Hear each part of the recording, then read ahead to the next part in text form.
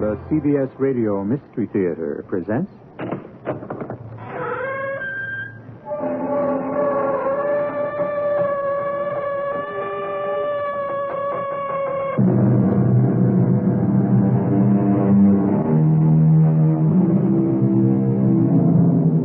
Come in. Welcome. I'm E.G. Marshall. I remember when I was in high school, I studied a poem which struck terror to my heart. I still recall the opening lines, which went, I fled him down the nights and down the days. I fled him down the arches of the years. I fled him down the labyrinthine ways of my own mind. Some of you will recognize the author as Francis Thompson and the poem as the Hound of Heaven. And it's still terrifying. But think how much more fearful it would be if the hound you were fleeing from was a hound of hell. Good Lord! What's that? I don't know, Sir Henry. Some sound they have on the moor, I think. Don't coddle me, Watson. When the people of the moor hear that cry, what do they say it is? They say it's the cry of the Hound of the Baskervilles, seeking its prey.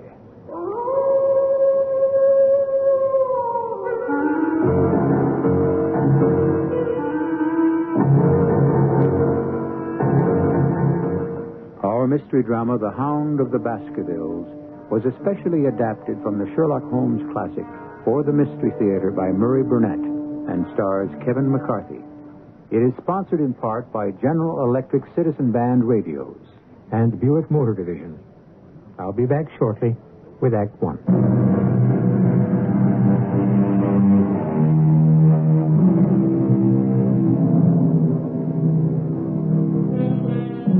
The mantle of immortality is elusive and unpredictable. Two fictional characters, created at the turn of the century by Arthur Conan Doyle, have become undying legends. So strong is the public belief in their existence that the City of London recently granted the owner of the premises at 221B Baker Street the right to change the number of that address permanently, in order to avoid the hordes of tourists flocking to see the actual living quarters of Sherlock Holmes and his colleague, Dr. Watson. Our story today starts in those very rooms in the year 1902. My training as a medical man made me an early riser. Sherlock Holmes wasn't. On this morning, my friend was at the breakfast table while I was intently examining a cane that had been left behind by a visitor who had missed us last night. Well, Watson, what do you make of it? You've been looking at the cane for some time. Since we've been so unfortunate as to miss the owner and have no notion of his errand, this accidental souvenir carries some importance. Let me hear you construct the man by an examination of it. Well, very well, Holmes. Really, it's a child's play to read that the man's name is James Mortimer, that he's a physician. But I would go further and say he's an elderly country practitioner who does a great deal of his visiting on foot because the end of this stick is very heavily worn down. Excellent, Watson. Now, the stick was given to him by the Friends of the CCH, which I take to be the Something Hunt, a local group to whom he's possibly given some assistance. Now, has anything escaped me? Now, here, let me have a look at it, Watson. Well, I trust there's nothing of importance I've overlooked. No, Watson. This man is certainly a country practitioner who walks a great deal. Then I was right. To that extent. But since we know that the man is a doctor, is it likely that presentation to him would come from a hospital rather than a hunt? And when we see the initials CCH, does not Charing Cross Hospital leap to the mind? Can we not also infer that such a presentation would be made at the time he left? Perhaps to practice in the country. And since the date is on the stick, and it's only 5 years ago, it's highly unlikely that an elderly, well-established physician would go into country practice. So, we now have a young fellow, amiable, unambitious, and possessor of a favorite dog, which I should say is It was larger than a terrier and smaller than a mastiff. Come, Holmes. Well, the dog is too much. No, not at all. If you'll observe these tooth marks in the middle of the stick, where the dog has been accustomed to carry it. The dog's jaw is too broad for a terrier and not quite broad enough for a mastiff. It may well be... It is. A curly-haired spaniel. My dear Holmes, how can you possibly be so sure of The that? very simple reason that I see the dog itself on our doorstep. And there is the ring of its owner, and we shall soon discover why he has come to see us. The appearance of our visitor was a surprise to me because although Holmes had correctly deduced his age, his back was already bowed, and he walked with a forward thrust of his head. As he entered, his eyes fell upon the stick in Holmes's hand, and he ran to it with an exclamation of joy. Ah, I'm so very glad. I wouldn't want to lose that stick for the world. Presentation, I see. Yes, indeed. From Charing Cross Hospital? From some friends there on the occasion of my marriage. Ah, dear, that's bad. I beg your pardon. Why was that bad? Well, only that you've disarranged our little deductions. We had surmised that you left the hospital. Oh, and so I did. Immediately upon my marriage. Ah. It was necessary to make a home for my wife. Well, we weren't so far wrong after all. And now, Dr. Mortimer, I think it wise if you'll tell me what the exact nature of the problem is in which you ask my assistance. And then, to my astonishment, the physician took a worn and ancient manuscript from his pocket and read to us a most horrifying tale concerning the manor of Baskerville, located in Devonshire, and the origin of a curse on the Baskerville line. The manuscript told of the abduction of a young girl on Michaelmas Eve and locking her up in Baskerville Hall. The girl, being both courageous and ingenious, dared to escape from an upper floor by clambering down the ivy and then setting off across the moors towards her home. Upon discovering that the maiden had indeed escaped, Hugo Baskerville became as one possessed, and he cried aloud before his companions that very night he would render his body and soul to the powers of evil if he might overtake the girl with the hounds he would set upon her. Excuse the interruption, Doctor, but you're certain of the authenticity of this document? Oh, absolutely, Mr. Holmes. It's in the form of a letter from the third Hugo Baskerville to his sons, explaining why they should fear going out on the moors at night. I see. I presume that manuscript gives a reason. No, it most certainly does. The Hound. The Hound of the Baskervilles. If you let me continue. Hugo's companions, riding after him across the moors, came upon a night shepherd, a man so crazed with fear that he could scarce speak. He told the riders that he'd not only seen the maid running for her very life, but also Sir Hugo on his black mare and running mute behind him such a hound of hell as God forbid should ever be at my heels. When I come to the close, Mr. Holmes, it says here that 3 riders came upon the body of the maid, dead from fatigue and fear, and also the body of Sir Hugo Baskerville, with a great black beast, larger than any mortal hound, ravening at Sir Hugo's throat with its jaw dripping blood. Well, such is the tale, my sons, of the coming of the Hound, which is said to have plagued the Baskerville family so sorely ever since. Well, Mr. Holmes, would you find it interesting? Only to a collector of fairy tales. Well, then how would you classify this newspaper account in the Devon County Chronicle of 3 weeks ago? 3 weeks ago. Regrettable death of Charles Baskerville. Body found at famed Yew Alley of Baskerville Hall. Pronounced dead by his friend and physician, James Mortimer. That's you. Coroner's verdict, cardiac exhaustion. Despite some strange aspects of the death... Well, now, Dr. Mortimer, everything seems straightforward, but evidently you entertain some doubts in the matter. Something you didn't state to the press or at the inquest? Yes, Mr. Holmes.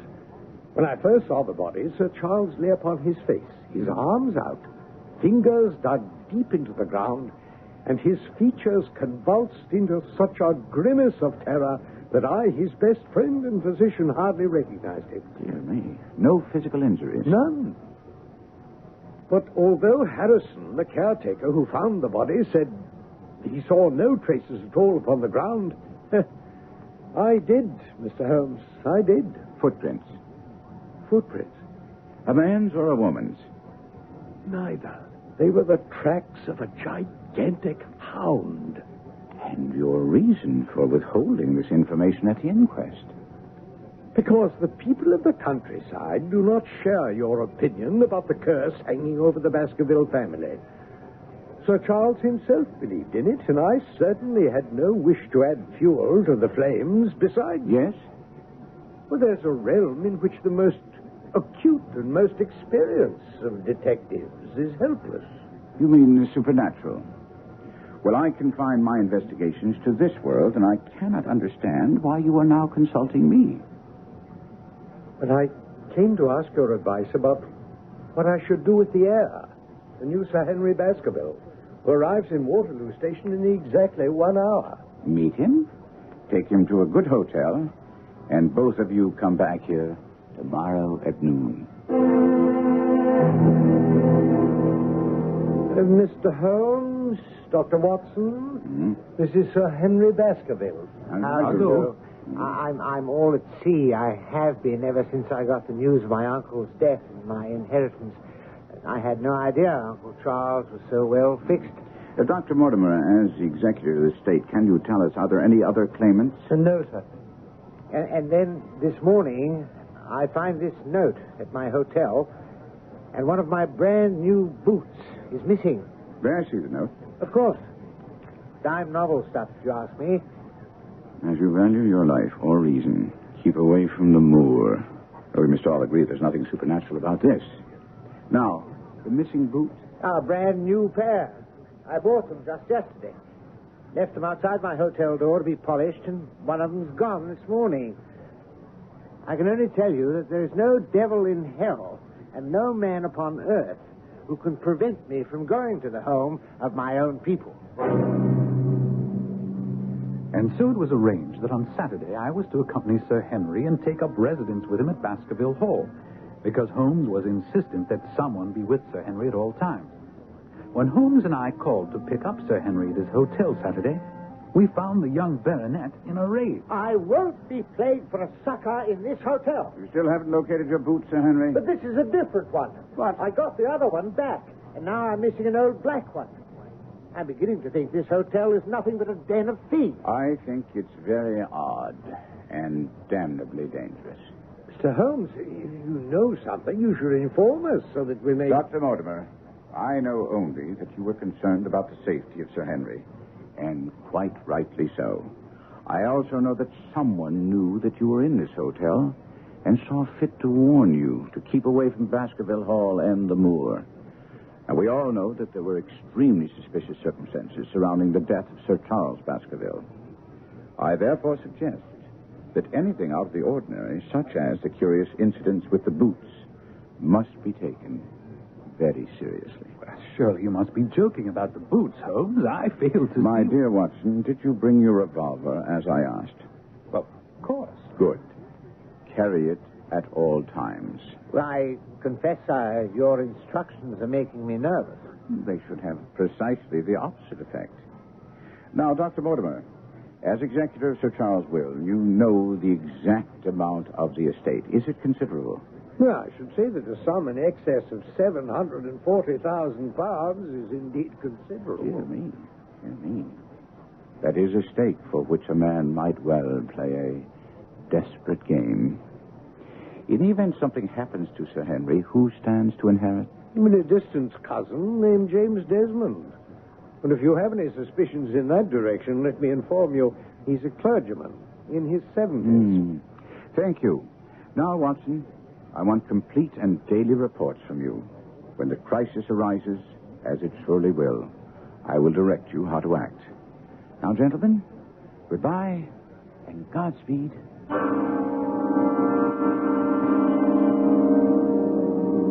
Ever since I was old enough to read, I have delighted in the adventures of Sherlock Holmes and his bumbling but lovable colleague, Dr. Watson.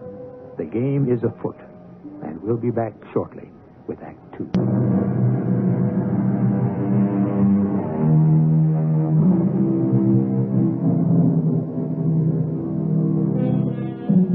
One of our most successful writers of modern detective stories once made a terrible pun, but a perceptive comment on Sir Arthur Conan Doyle's stories about Sherlock Holmes.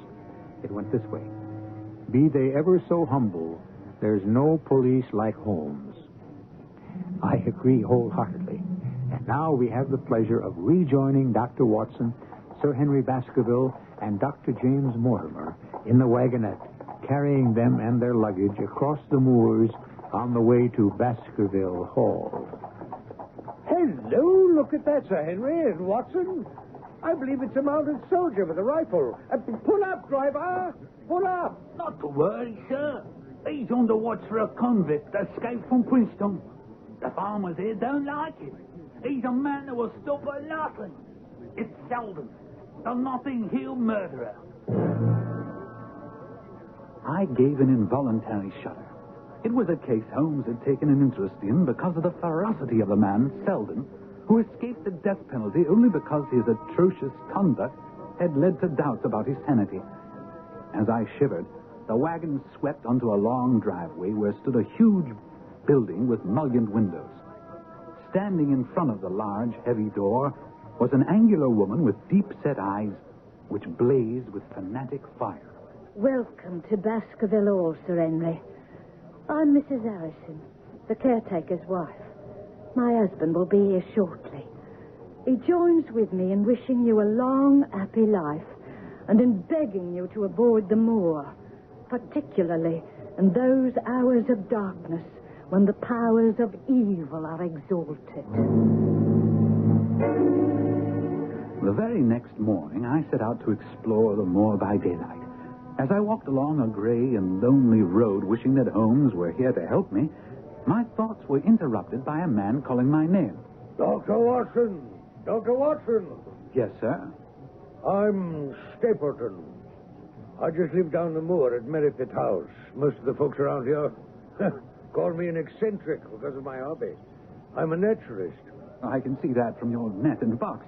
But how do you know me? Oh, no mystery about that. You passed Dr. Mortimer's house a short way back. He pointed you out to me as you passed. As our road lay the same way, I thought I'd overtake you and introduce myself. How is Sir Henry? None the worse for his journey, I trust? Well, he's very well, thank you. Not afraid of living down here after the sad death of Sir Charles? That is of some concern to you, sir. Well, it means a great deal to the countryside to have a wealthy man such as Sir Henry with us. Well, I'm glad to hear he has no superstitious fears of the fiend dog, which is supposed to haunt the family. I don't believe he has. How do you stand on the matter? I'm a scientist. But it's extraordinary how credulous the farmers are. Any number of them are ready to swear they've seen such a creature on the moor. And you haven't? Of course not. Although I have no doubt the story led to Sir Charles's tragic end. Indeed. Why do you think that? Well, Sir Charles had a vivid imagination and a diseased heart. His nerves were so on edge that the appearance of any dog at all at night near the Yew Alley might well have triggered a fatal heart attack. Do you agree? Well, I've come to no conclusions. Quite so. Well, if you care to come along with me to Merripit House, I'll introduce you to my sister. Well, that's very kind of you. Tell me what you think of the moor. Well, this morning's my first venture on it. But that large plain to the north looks like a fine place for a gallop on a horse. That thought has already cost several lives, Dr. Watson. What? That seems hard to believe. You see those bright green spots scattered thickly over it? Yes. Yes, they seem more fertile than the rest. Well, you might say that, yes. But in reality, that's the great Grimpen Mire. One false step for man or beast, and you die slowly and agonizingly in the quicksand.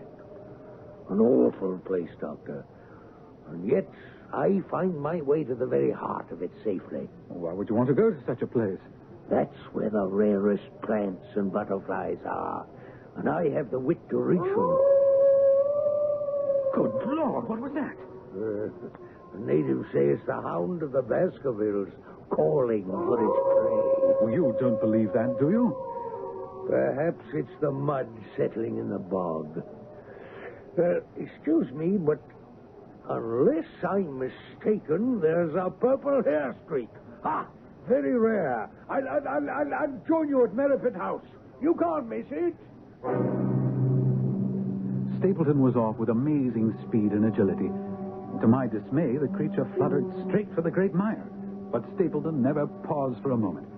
I stood watching him and then turned to find a woman near me upon the path. Slim, elegant, with a sensitive mouth and dark, eager eyes. Go back. Go straight back to London. Instantly. What? Why? I mean, why should I go back? I cannot explain, but do what I ask. Go back and never set foot on this moor again. But I have just only come. Can't you tell when a warning is for your own good? Get away from this place immediately. But, ma'am, My brother's coming back. Don't say a word. Hello, Beryl. Well, Jack, you're very warm and out of breath, I see. What was it this time? Purple hair streak. Seldom found in the late autumn. Pity I missed him. You've introduced yourselves, I see. Yes, sir. I was telling Sir Henry that it was rather late for him to see the true beauties of the moor. You think he's Sir Henry Baskerville? Of course. Oh, no, ma'am. I'm only a humble commoner. My name is Dr. Watson. Oh, we've been talking at cross purposes. Well, you've not had very much time for talk. Well, I merely mean that I talked as if Dr. Watson were a resident instead of a visitor.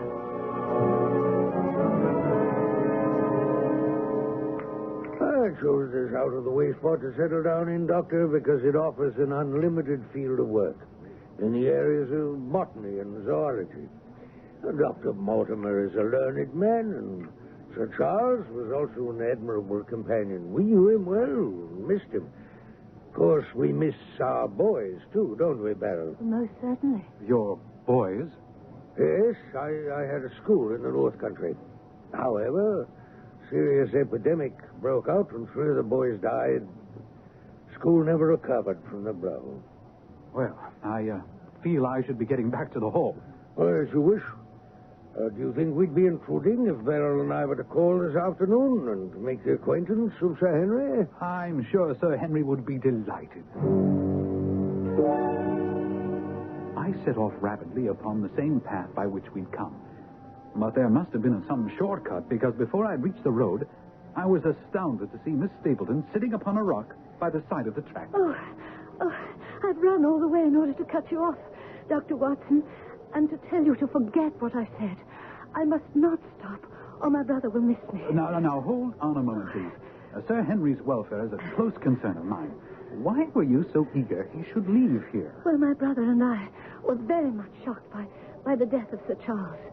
We all know the story of the Hound, and I felt he should be warned. But the Hound's story is nonsense. No, I happen to believe it. Now, I must go back. No, just one more question. Why did you not wish your brother to know about the warning?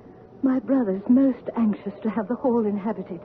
He thinks it is for the good of the people here. He'd have been angry if he knew I'd urged Sir Henry to leave.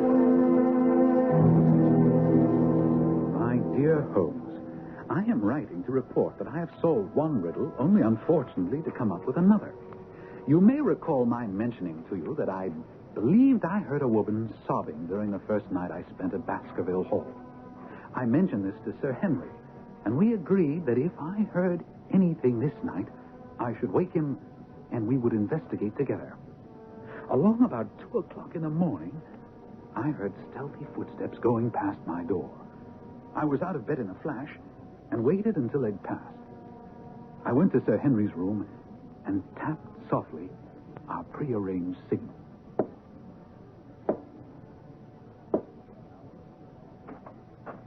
Yes? You heard something, Watson? Footsteps. No sobbing? No. The footsteps passed my door and went down the corridor. I see that it turns left. Where does it end? At a window. overlooking the moors. And the steps went in that direction. Oh, softly now. What? Why, it's Mrs. Harrison. What in the world is she doing? She's holding a candle against the window and peering out. Her face is pressed almost against the glass. And crying bitterly. Come on, Watson. We'll get to the bottom of this. All right, Mrs. Harrison. Tell us what you're doing up here. Oh, Sir Henry, I was just going round to see that the windows were fastened. On the second floor? Oh, yes, sir. Yes, sir. I check all the windows at night. And that makes you cry? Well, I was doing no harm, sir. I was just holding a candle to the window. She must have been signaling Oh, someone. no, sir. There it is, Sir Henry. An answering signal from the moor. No, sir. It's nothing. It's nothing at all, sir. Move that candle across the window, Watson. That's it.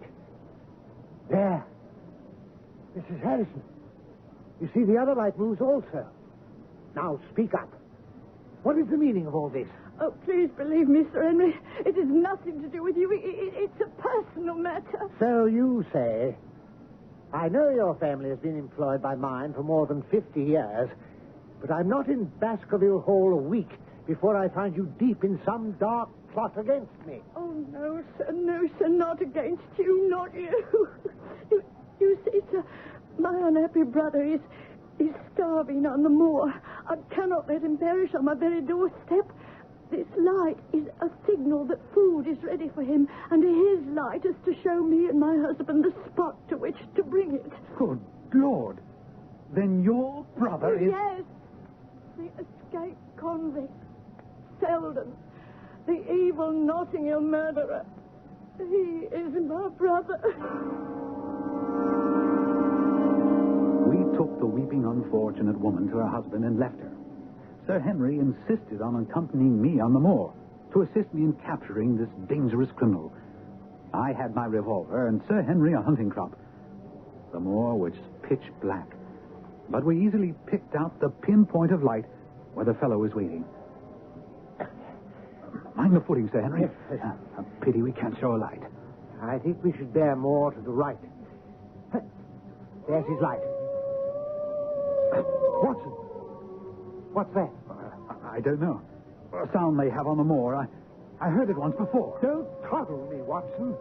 That was the cry of a hound. They say it's the cry of the Hound of the Baskervilles. You believe that, Watson? No, but I think that we should forget our expedition. No, by thunder, whatever that cry was, it came from far away, near the mire. We must continue and get that convict. I don't think that's wise. I urge you to return to the hall. You don't believe in this hellhound, and neither do I. Come on, man. Well, I'm charged with your safety. Holmes would never forgive me if something happened to you while you were in While my we care. stand here jawing, our man will get away. Now, come on. No, I cannot allow it. You can't prevent it. Well, either you come back to the hall with me now, willingly, or I shall be forced to knock you down and carry you back. Now, which shall it be? Each of us carries within us the seeds of our own destruction. It would appear that Sir Henry Baskerville was no different. His pride was driving him to disregard the advice of those who were there to protect him. We'll be back with Act 3 and his decision in just a little while.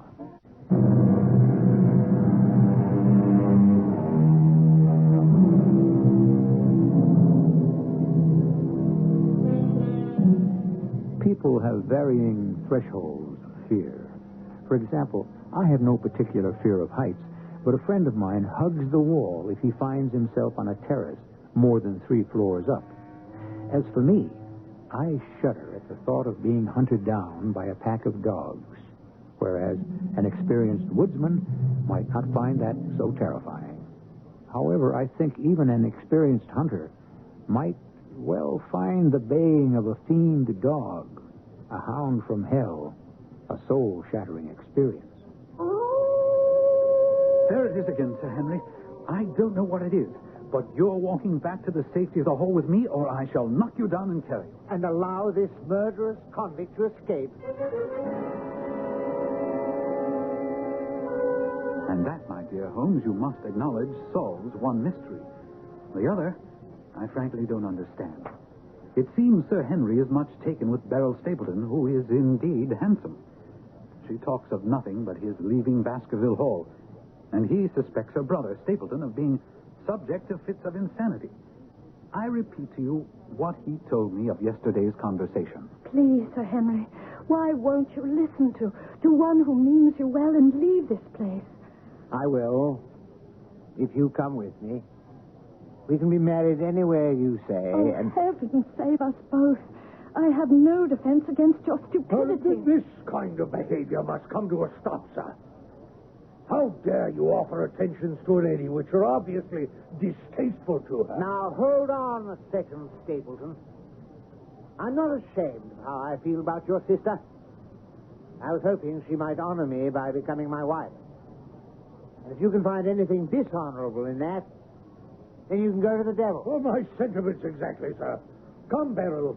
We're going home. You can imagine that Stapleton's conduct left both Sir Henry and I completely bewildered. And another thing. I'm sure there is another man on the moor. I swear I caught a glimpse of him when Sir Henry and I were out there searching for Selden, the convict. I ask you, Sir Henry, not to report what I told you to the police. The man is a public danger. My husband and I had made arrangements for him to go to South America. If you don't inform the police, he can lie safely on the moor until the ship sails. That is, if he can stay out of the way of the other man who hides on the moor. What other man? Whom are you talking about? Gently, Watson. I only know what my brother told me. There's another man in hiding out there. My brother says he seems to be playing some game of his own. Did he say where he saw this man? Around the old stone huts where the old folk used to live. About my brother, Sir Henry. Are you going to inform the police? What do you say, Watson? Well, if he were safely out of the country, it would relieve the taxpayers of a burden. Oh, Lord bless you, sir. Oh, thank you, sir. I swear he'll go and you will never hear from him again. And Holmes, no sooner had we gotten done with Mrs. Harrison than Stapleton was upon us with an explanation of his strange behavior of the other day. I would ask you to let bygones be bygones and understand my sister is everything in my life. We've always been together. Yes, but surely you must have thought that someday a beautiful woman like Beryl would naturally... Marry? Leave me alone? Oh, of course.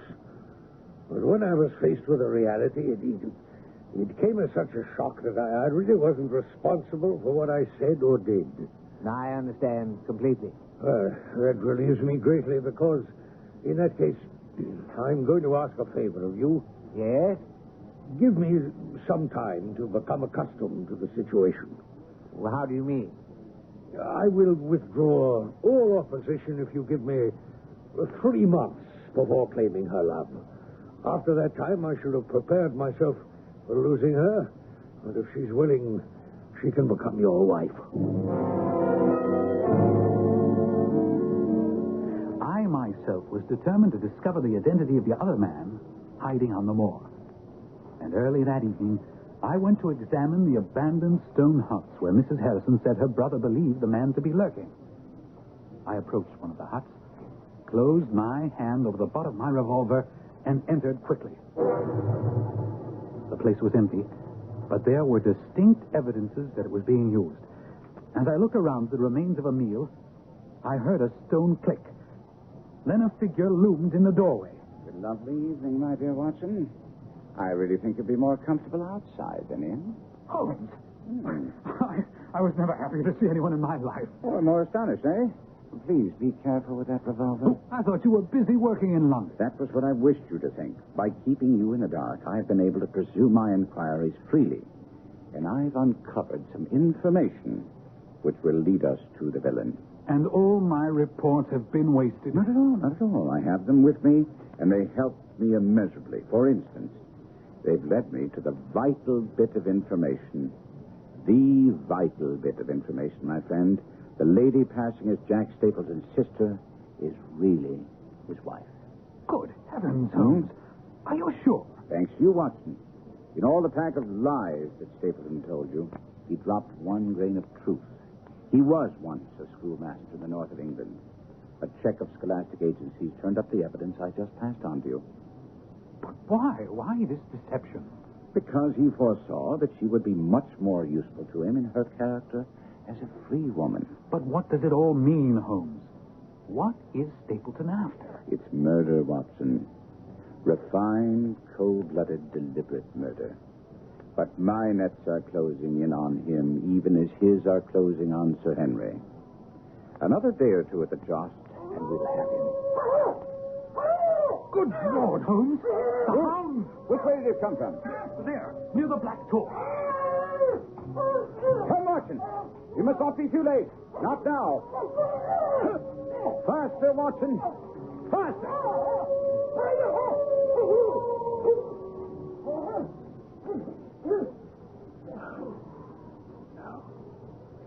He's beaten us, Watson. We're too late. Fool that I was to hold my hand. And you, Watson, see what comes of abandoning your charge. Come on. Up there. Up there against the slope. Come on. Wait. It's Sir Henry. I recognize the tweed jacket. No. No, Watson, no. Oh, the man has a beard. It's not Sir Henry. It's Selden. It's Selden the convict, wearing Sir Henry's clothes, no doubt furnished him by his sister. Dr. Watson. You're the last man I should have expected to see on the moor at this time of night. What's this? Somebody hurt? Don't tell me it's Sir Henry. It's Selden, the escaped convict who appears to have fallen and broken his neck. What brings you onto the moor at this hour, sir? I heard a cry. You heard it too, I expect. Yes. You hear anything else beside a cry? No. Well, that's very comforting coming from Mr. Sherlock Holmes. Well, you seem to be very quick at identification, Mr. Stapleton. You also, Mr. Holmes. Now that you're on the scene, perhaps you've made some discoveries. No, only that this tragedy will make an unpleasant memory for me to take back to London tomorrow night. You return tomorrow? That's my intention. Does that mean you already have a solution to the strange events which have been troubling all of us here on the moor? No. Any investigator needs facts, not legends or rumors. No, on the whole, this has not been a satisfactory case.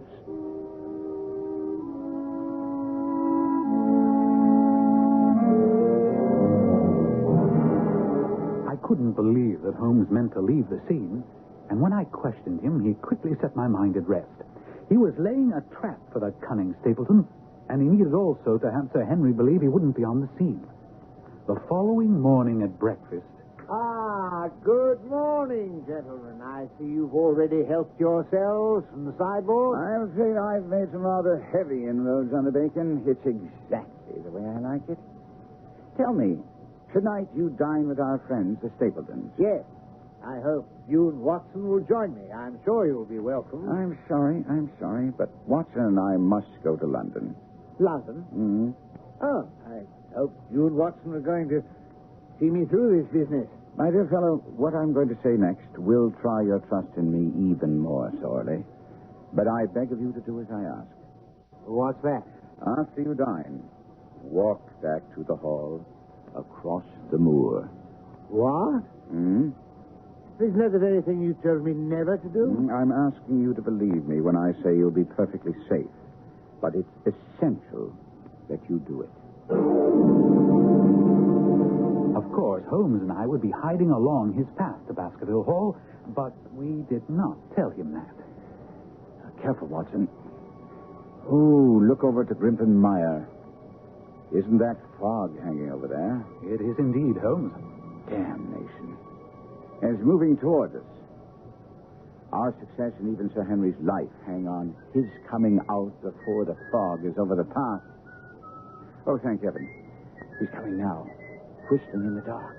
And I can't say I blame him. Help! Get after him, Watson. Get your revolver. Good Lord, Holmes! What is it? A creature from hell! Watson, shoot!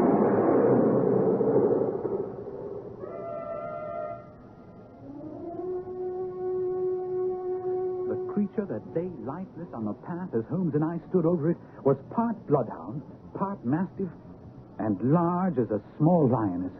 Even in the stillness of death, the huge jaws seemed to be dripping with a bluish flame, and the eyes ringed with fire. A white-faced Sir Henry staggered back to us. What in heaven's name is that creature? The family ghost, and it's dead.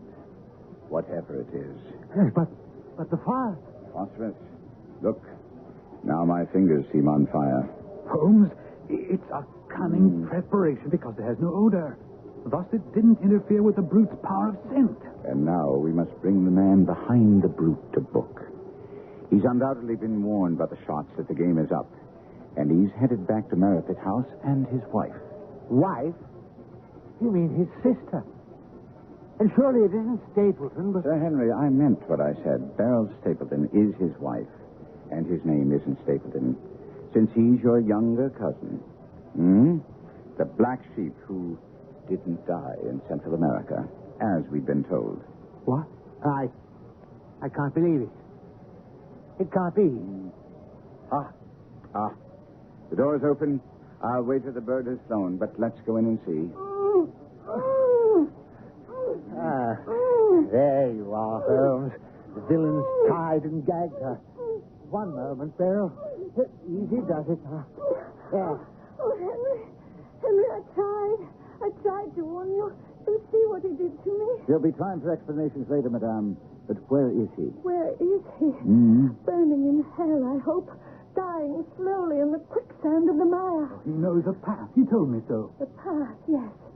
The path to his safe place in the center where he kept the great hound. I helped place the guiding wands. But yesterday, I changed them.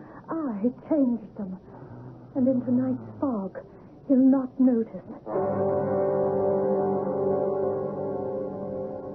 Stapleton's body was never found. Some days later, when Holmes and I were back in the Baker Street flat, I asked, there's one thing that still puzzles me.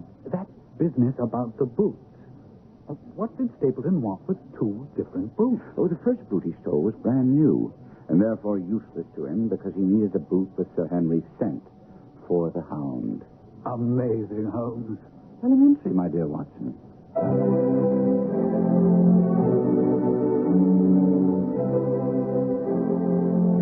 What is even more amazing is the fact that Sir Arthur Conan Doyle, the man who created the greatest detective of all time, a man whose cool, incisive reasoning served as a model for hundreds of lesser detectives, was himself a dupe of the spiritualists. He was constantly fooled and defrauded by mediums and was laughed at by the world for relaying a message from Houdini's dead mother to Houdini. Only the message was in English, a language Houdini's mother never knew. I'll be back shortly.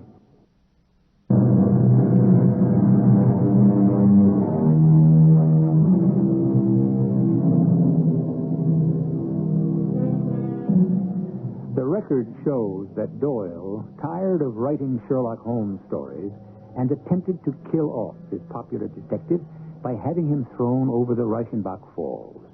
Popular demand, however, forced a reluctant Doyle to bring Holmes back. Our cast included Kevin McCarthy, Lloyd Battista, Carol Teitel, Robert Dryden, and Court Benson. The entire production was under the direction of Himan Brown. This is E.G. Marshall inviting you to return to our Mystery Theater for another adventure in the macabre. Until next time, pleasant dreams.